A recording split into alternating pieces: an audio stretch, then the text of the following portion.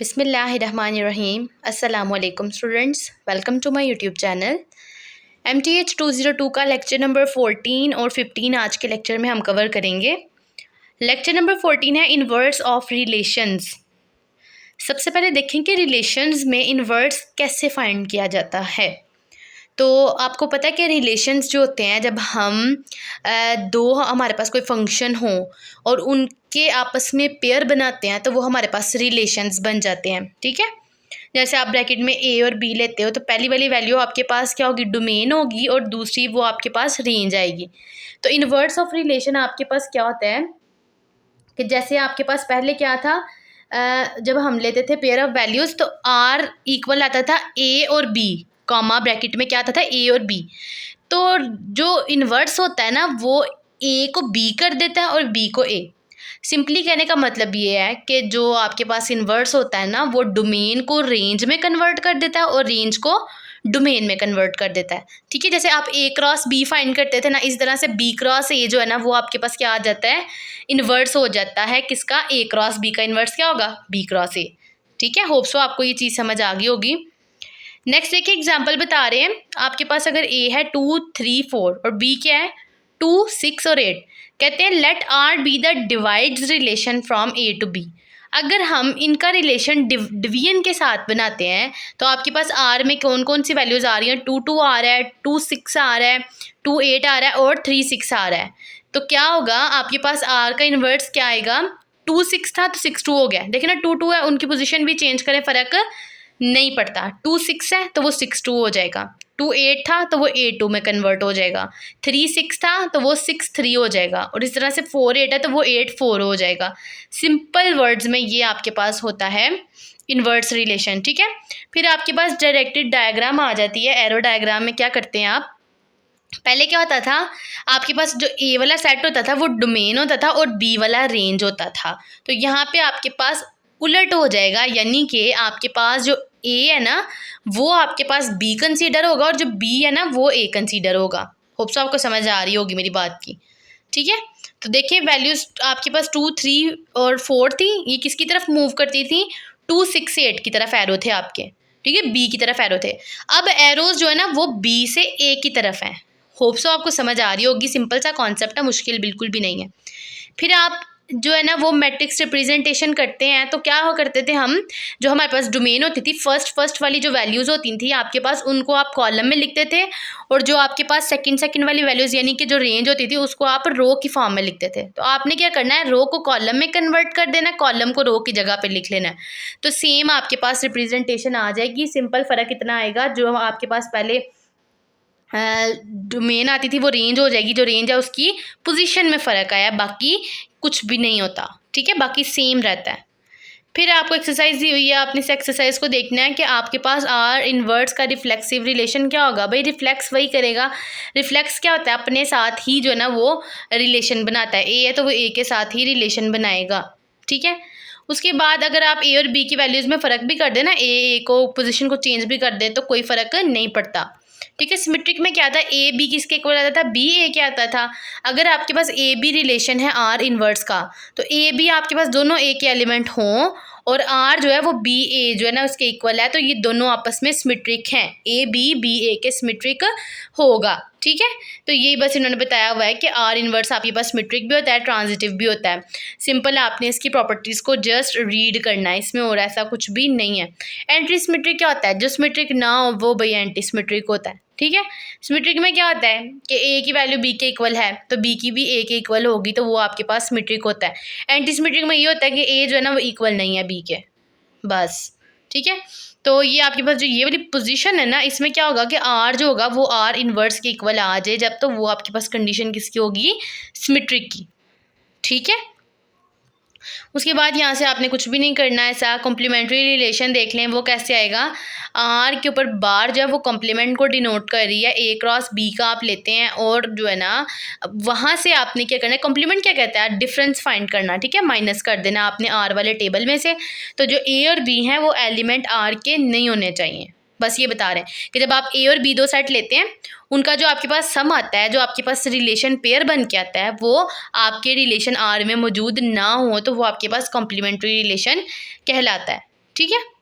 फिर उसके बाद कुछ एक्सरसाइजेज दी हुई हैं, इनको देख लें। कहते हैं कि अगर आपके पास आर जो है ना वो रिलेशन है, उसको आप डिनोट कर रहे हो R equals to A B, ठीक है।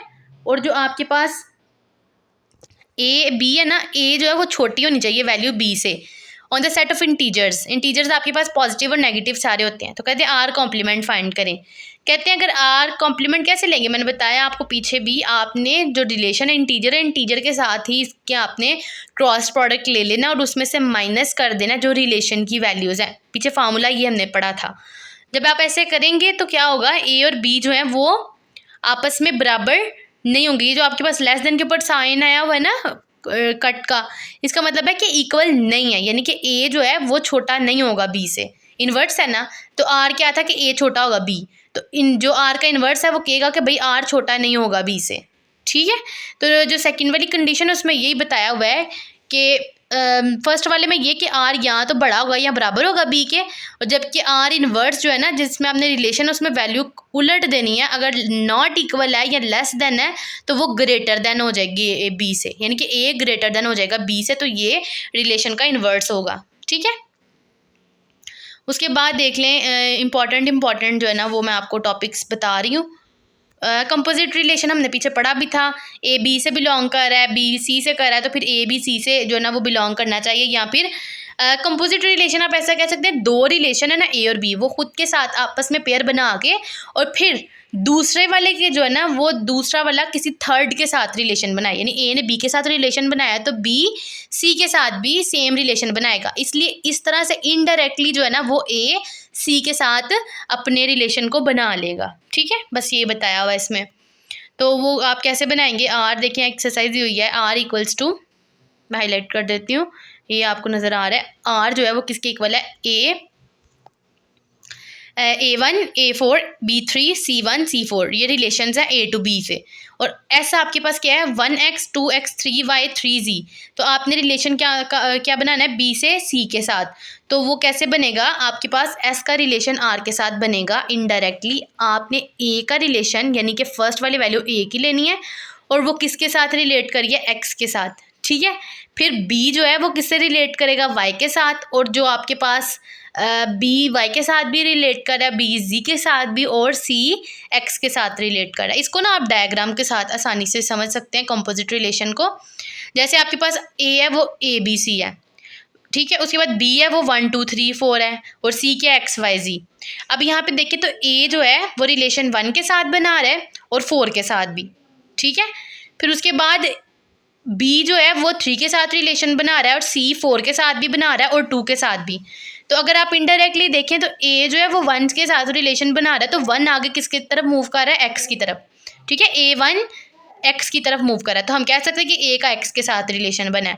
फिर बी जो है देखें बी 3 के साथ रिलेशन बना रहा है और 3 आगे से वाई और जी के साथ बना रहा है, तो आप कह सकते हैं कि बी वाई के साथ भी रिलेशन बना रहा है और बी जी के साथ भी बना रहा है। और जो सी है वो 2 और 4 के साथ रिलेशन बी में बना रहा है। तो देखें कि आपके पास 2 किसके साथ आगे रिलेशन बना रहा है, एक्स के साथ, यानी कि सी एक्स के साथ भी रिलेशन बना रहा है, और सी जो है वो देखें आपके पास वो जी के साथ भी रिलेशन बना रहा है, ठीक है। फिर नेक्स्ट आप देख लें, यही चीज़ उन्होंने रिप्रेजेंट किया है इनडायरेक्टली, ए बी और सी जो है वो किसके साथ, एक्स वाई जी के साथ रिलेशन बना रहे हैं। तो ये आपके पास एस जो है वो कंपोजिट आ जाएगा आर के साथ, ठीक है। फिर आपके पास कुछ मैथमेटिकल रिप्रेजेंटेशंस आ जाती हैं रिलेशन की। बूलियन में एडिशन में क्या होता है, 1 + 1 1 के इक्वल है, एडिशन है तो आप ऐड करें 1 के इक्वल, 1 + 0 करें तो वो भी 1, ठीक है।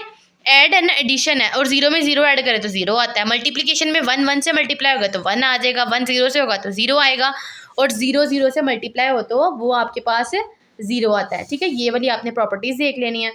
उसके बाद आता है find the matrix representation SOR की और ROS की, कंपोजिट रिलेशंस की, ठीक है।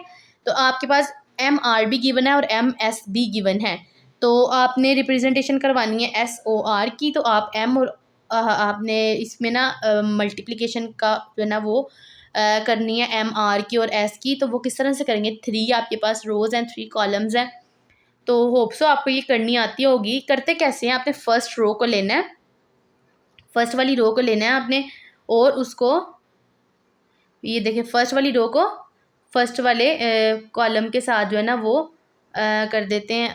अब ये जो ना हो नहीं रहा मुझसे, देखते हैं। चलें, तो फर्स्ट वाली जो रो है ना आपके पास फर्स्ट वाले मैट्रिक्स की, उसको सेकंड वाले मैट्रिक्स की फर्स्ट वाली कॉलम के साथ मल्टीप्लाई करते हैं, ठीक है। फिर फर्स्ट वाली को सेकंड वाले के साथ और फिर फर्स्ट वाली को थर्ड वाले के साथ। फिर आपके पास ये सारा ऑपरेशन होता है ना मल्टीप्लिकेशन अप्लाई करके प्रोडक्ट लेके, वो फिर आपके पास जो फाइनल आंसर आएगा वो आएगा 1 0 0 1 1 0 और 1 1 0। तो फिर आप अगर आर ओ एस लेना चाहते हैं तो पहले आर की वैल्यूज़ को लिखें, आर के रिलेशन को, बाद में एस के रिलेशन को लिखें। तो फिर आप इसके जो है ना क्रॉस प्रोडक्ट लें तो आपके पास आंसर आ जाएगा। होप सबको समझ आ रही होगी कि किस तरह से इसको करना है, क्रॉस प्रोडक्ट लेना है सिंपल। फिर आपके पास एक्सरसाइज आ जाती है, आपने बताना है आर और एस जो है रिफ्लेक्सिव रिलेशंस हैं वो रिफ्लेक्सिव हैं कि नहीं। रिफ्लेक्सिव की कंडीशन क्या है भाई, जब आपके पास ए यानी कि दोनों जो है ना आपके पास एलिमेंट्स एक दूसरे का रिफ्लेक्स होंगे, सेम होंगे, अपने साथ पेयर बना रहे हैं, तो वो आपके पास क्या होगा, रिफ्लेक्सिव रिलेशन होगा। फंक्शंस आ जाते हैं। फंक्शंस क्या होते हैं आपके पास, लेक्चर नंबर 15 है रिलेशंस एंड फंक्शंस। तो आपके पास लेट सपोज एक्स और वाई दो एलिमेंट्स हैं, तो अगर हम एक्स की कोई वैल्यू पुट करते हैं और वाई के ऊपर असर पड़ता है और वाई अपना आंसर चेंज कर लेता है, तो ये आपके पास क्या होता है, फंक्शन होता है। वाई इसमें आपके पास जो है ना वो डिपेंडेंट वेरिएबल होता है, क्योंकि ये डिपेंड कर रहा है कि एक्स की वैल्यू जैसे जैसे चेंज होगी वाई का आंसर भी चेंज होगा, ठीक है। तो आपके पास एक्स इंडिपेंडेंट होता है और वाई आपके पास डिपेंडेंट वेरिएबल होता है, ठीक है। फंक्शंस के लिए प्रॉपर्टीज़ दी हुई हैं दो, आप इनको भी साथ देख लें। क्या प्रॉपर्टीज़ हैं दोनों, कहते हैं in for every element in X in X there is an element Y such that X और वाई। फंक्शन में आपके पास पहली वाली वैल्यू अगर एक्स की है तो दूसरी वाली वाई की आनी चाहिए। In other words element x is a first element, और आपके पास जो ना जो कोई भी फंक्शन एफ होगा ना उसमें एक्स जो है वो आपके पास क्या होगा, पहली वाली एलिमेंट एक्स की होगी और दूसरी वाली वैल्यू को हम वाई कहते हैं, ठीक है। फिर अगली कंडीशन क्या है, for all element X in X and Y and G in Y. If X element बना रहा है आपके पास एक्स और वाई फंक्शन है और एक्स और जी ये दोनों फंक्शंस हैं, तो कह रहे हैं कि आपके पास वाई जी के इक्वल होगा। अब आसानी से मैं आपको ये समझाऊँ कि आपके पास फर्स्ट जो है ना वो एक्स और वाई आ रहा है, दूसरे में एक्स और जी। पहली वाली वैल्यू हमेशा एक्स की होती है, दूसरी वाली वैल्यू वाई की होती है, तो इसमें हम कह सकते हैं कि जो जी है ना वो वाई की वैल्यू है, तो हम कह सकते हैं वाई इक्वल्स टू जी क्या है। In other word two number distinct other ordered pair in F have the same first element. कहते हैं कि अगर दोनों में फर्स्ट एलिमेंट सेम आ रहे हैं तो आप उसको एक्स ही कंसीडर करेंगे, फर्स्ट वैल्यू ही कंसीडर करेंगे। फिर एक्सरसाइज दे दिया आपको, ए में आपके पास 2 4 4 1 आ रहा है, तो ए आपके पास क्या है, एक्स है, और 2 आपके पास एक्स है, 4 आपके पास वाई है, और सेकंड वाले ऑर्डर पेयर में 4 आपके पास एक्स है और 1 आपके पास वाई है। बस यही वाली जो है ना आपको बताया हुआ है कि फंक्शंस हैं या नहीं। R1 फंक्शन नहीं है, वो क्यों नहीं है, क्योंकि देखिए ए का आपके पास जो दो ऑर्डर पेयर है, दोनों में वैल्यूज़ एक्स की सेम होनी चाहिए थी, x2 है, एक में 4 आ रहा है। फर्स्ट एलिमेंट जो है ना वो ऑर्डर पेयर के अपीयर जो हो रहे हैं, कह रहे हैं बिकॉज 5 एलिमेंट एक्स का does not appear at the first element in the order pair. अब जो ऊपर आप देखें रिलेशंस में एक्स में 2 4 और 5 है, 2 और 4 तो गिवन है एक्स और वाई, लेकिन 5 के साथ तो ऑर्डर पेयर बना ही नहीं हुआ, तो ये रिलेशन नहीं होगा। फिर इस तरह से R2 है, उसमें कहते हैं 2 4 है, 4 1 है, 4 2 और 5 6 आ रहा है, रिलेशंस बने हुए हैं। आप बताइए फंक्शन है या नहीं, तो फंक्शन ये कब होगा, R2 is not a function because the order pair 4 1 and 4 2 have the same order but different second element। कहते हैं कि आपके पास ये इसलिए एलिमेंट नहीं है क्योंकि 4 1 और 4 2 की फर्स्ट वाली वैल्यूज तो सेम है, सेकंड में एक x1 आ रहा है और एक में 2 आ रहा है, तो ये सेम नहीं आ रही, सो इसलिए ये आपके पास ऑर्डर पेयर फंक्शंस नहीं होंगे एलिमेंट्स, ठीक है। बाकी आपने प्रॉपर्टीज़ मैंने बता दिया, आपने 1 बाय 1 इसको देख लेना है। फिर एक्सरसाइज दी हुई है, ए की वैल्यू 4 5 6 है, बी की 5 और 6 है। आपको कहते हैं रिलेशन आपने बताना है आर एंड एस का ए टू बी की तरफ। तो ऑल एलिमेंट्स आपके पास जो एक्स के ए क्रॉस बी है, यानी कि ए क्रॉस बी अगर आप लेते हैं, एक्स और वाई के जो आंसर्स आ रहे हैं उसमें एक्स की वैल्यू बड़ी या इक्वल आ रही है वाई के, तो बताना है आपके पास ये कैसा एलिमेंट है, ये रिप्रेजेंट करते हैं ऑर्डर पेयर्स को। और अगर ए और बी जो है ए क्रॉस बी प्रोडक्ट लेते हैं और वो आपके पास कैसे आता है, एक्स जो है वो क्या बना रहा है, ऑर्डर्ड पेयर बना रहा है वाई के साथ, तो 2 को अगर आप डिवाइड करते हैं एक्स माइनस वाई से, तो ये फंक्शन क्या बता रहा है कि ये आर से एस की तरफ एक फंक्शन बना रहा है। ऊपर वाला ऑर्डर पेयर बता रहा है और जो नीचे वाला है वो फंक्शन है आपके पास, ठीक है। आपने इसमें सोल्यूशन फाइंड करना है।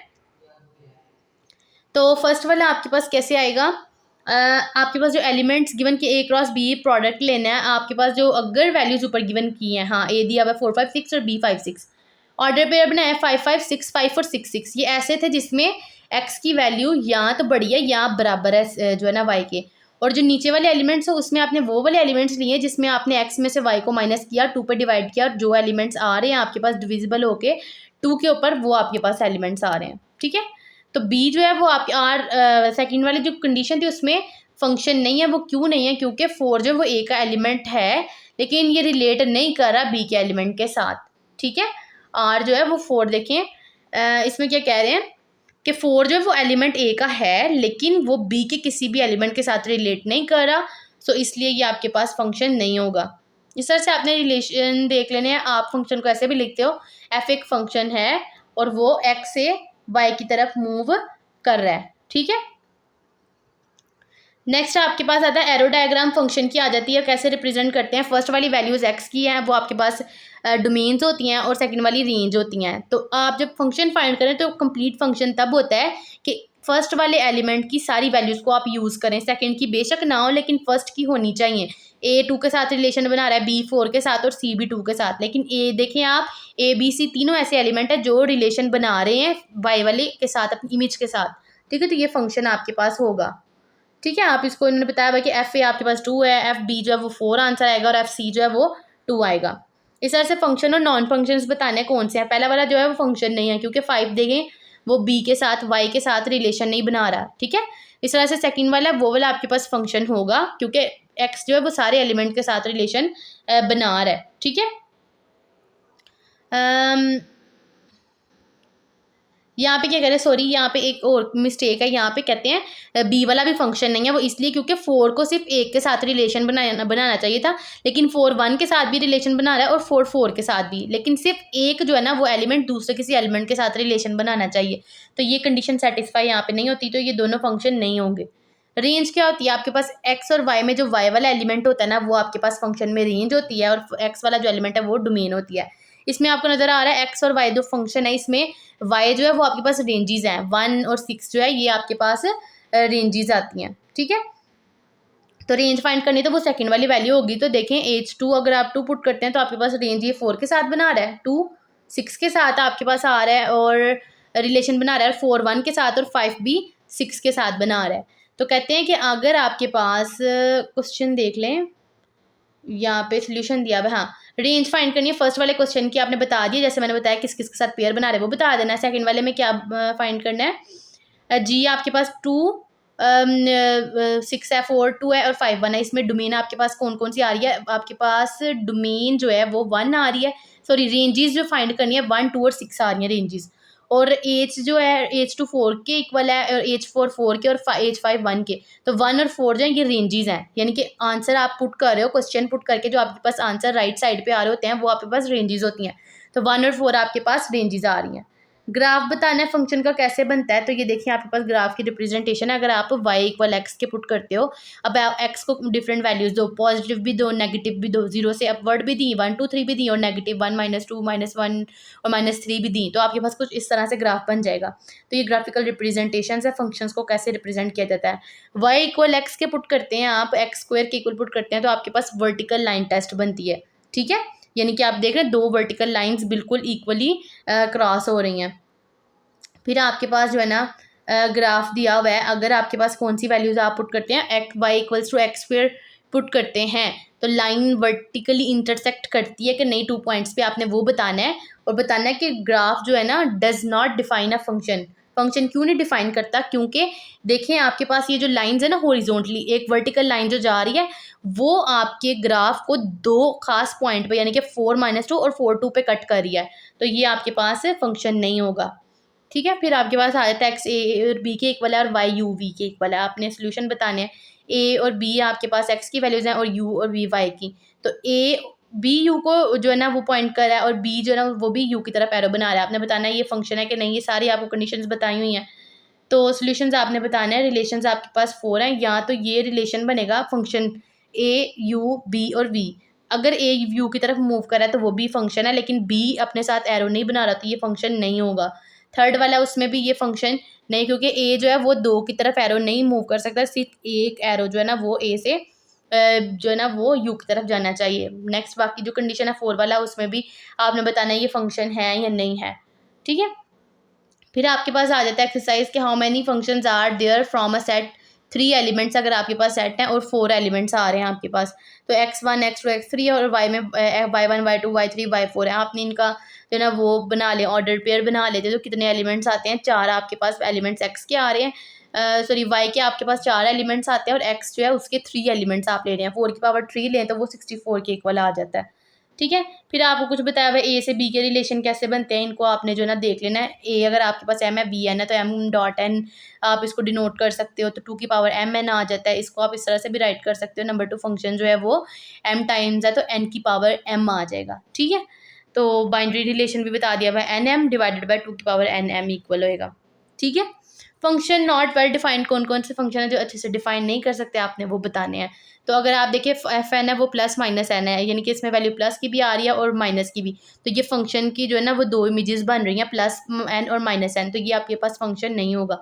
सेकंड वाला जो है उसमें अगर आप एन की वैल्यू 2 पुट कर देते हैं तो वो आपके पास जो है ना वो 0 आंसर ले आएगा, तो वो अनडिफाइंड हो जाएगा, वो भी नहीं आप पुट कर सकते। थर्ड वाले में आप देखिए अंडर रूट अगर आप एन जो है वो माइनस की वैल्यू पुट करेंगे तो वो इमेजिनरी वैल्यू आ जाएगी कोई ना कोई, तो फिर ये भी आपके पास फंक्शन नहीं होगा। 4 वाला जो है ना वो फंक्शन होगा, क्यों, क्योंकि आपके पास अंडर रूट में एन स्क्वायर प्लस 1 आ रहा है, तो जब अंडर रूट के बीच में कोई वैल्यू आ रही हो तो क्या करते हैं, एन स्क्वायर प्लस 1 को आप लेंगे, 0 के इक्वल पुट करें तो यहाँ पे आपको एन का कोई ना कोई आंसर मिलेगा, तो ये आपके पास फंक्शन होगा, ठीक है। फिर आपको एक एक्सरसाइज दी हुई है, आपने इसको देखना है, सेम जो ऊपर मैंने बात समझाई है उसी पैटर्न पे आपने इसको जस्ट रीड आउट कर लेना है। जो इंपॉर्टेंट पार्ट है वो मैं आपको साथ साथ बताती जा रही हूँ। इमेज ऑफ अ सेट क्या होती है, इमेज मतलब ये कि एक्स जो है ना वो 1 2 3 4 वो इमेज बना रहे हैं वाई के साथ, यानी कि वाई के बी और सी के साथ, तो यानी कि ये आपके पास एक्स इमेज बना रहा है वाई के साथ फंक्शन में, ठीक है। उसके बाद क्या आता है, हाँ यहाँ तक कि आपका आज का लेक्चर है। कुछ आपको यहाँ पे बाइनरी ऑपरेशंस बताए हुए हैं फंक्शंस के कि कैसे आप राइट कर सकते हैं। बाइनरी ऑपरेशन जो है ना उसको आप स्टैरिक से जो है ना वो डिनोट करते हैं, ये स्टैरिक ए टू ए, तो आप इसको किस तरह से लिख सकते हैं, ए क्रॉस ए इक्वल्स टू किसकी तरफ फंक्शन मूव कर रहा है, ए की तरफ, तो डिनोट करने के डिफरेंट मेथड्स बताए हुए हैं। और फिर कहा हुआ है कि एग्जांपल दी हुई है, यूनियन और इंटरसेक्शन फाइंड करना, डिफरेंस अगर आप बाइनरी रिलेशंस में फाइंड करें तो वो कैसे कर सकते हैं। तो ये देखिए और का रिलेशन जो है वो बताया हुआ है, ए और बी, और के लिए किस तरह का आप गेट यूज़ करते हैं, ए प्लस बी के इक्वल, और में क्या साइन होता है, प्लस होता है, एंड का साइन डॉट होता है, ठीक है। फिर आप इनके जो ना ट्रुथ टेबल पीछे भी शायद बनाए हुए हैं कि आपके पास ए के 2 वैल्यूज़ है ना, ए और बी, इनमें आपने और का ऑपरेशन अप्लाई करना तो प्लस लगाएंगे, और ए की 2 वैल्यूज़ लेंगे 1 1 और 0 0, बी में 1 0 1 0। अब और की कंडीशन होती है कि कोई एक भी 1 आ जाए तो आप उसकी जगह 1 पुट करते हैं, अदरवाइज 0। तो यहाँ पे आपके पास ए 1 1 है तो वहाँ पे 1 पुट करेंगे, 1 0 है वहाँ पे 1 पुट करेंगे, 0 1 है तो वहाँ पे भी 1 पुट करेंगे, और बाकी आपके पास 0 आ जाएगा, ठीक है। तो ये आपके पास कंडीशन होगी और ऑपरेशन की। और एंड में क्या करते हैं, डॉट लगाते हैं, एंड कहता है जब दोनों 1 होंगे तभी 1 आएगा, बाकी सारे 0। तो देखिए जहाँ पे दोनों 1 आ रहे थे वहाँ पे 1 पुट किया, बाकी सारे 0 पुट किए हैं, ठीक है। तो आपने ये बता देना है। फिर आते हैं आपके पास लॉजिक गेट नॉट जो है वो यूनिटी ऑपरेटर होता है, यानी इसमें आपके पास एक ही ऑपरेटर होता है जो 0 को 1 कर देता है और 1 को 0, यानी कि जब आप नॉट ऑपरेटर लगाते हैं तो देखिए आपने जो है ना वो नॉट ऑपरेटर जहाँ लगाया आगे आप एक सर्कल भी लगा हुआ है, यानी कि वैल्यू पास होती है तो 1 को 0 कर देती है और 0 को 1 कर देती है। तो ये आपके पास आज का जो है ना वो लेक्चर था, होप सो आपको समझ आ गई होगी। तो हमारे चैनल को लाइक करें, सब्सक्राइब करें और कमेंट्स करें, अच्छे अच्छे कमेंट्स करें ताकि मुझे समझ आए कि आप लोगों को लेक्चर समझ आ रहे हैं, तो मैं नेक्स्ट मज़ीद आपको MTH 202 के लेक्चर्स प्रोवाइड करूँ। अल्लाह हाफिज़।